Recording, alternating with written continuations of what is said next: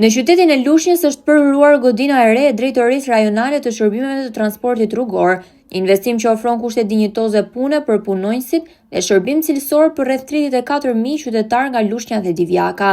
Godina e re, ndërtuar sipas standardeve bashkëkohore, ofron të gjitha shërbimet e nevojshme për drejtuesit e mjeteve, duke shmangur nevojën për t'u drejtuar në fier.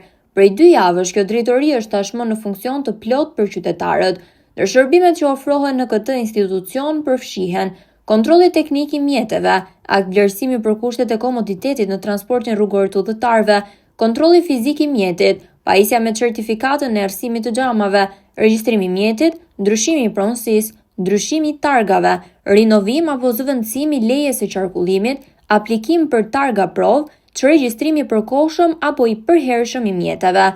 Ky investim synon përmirësimin e shërbimeve dhe lehtësimin e procedurave për qytetarët e zonës.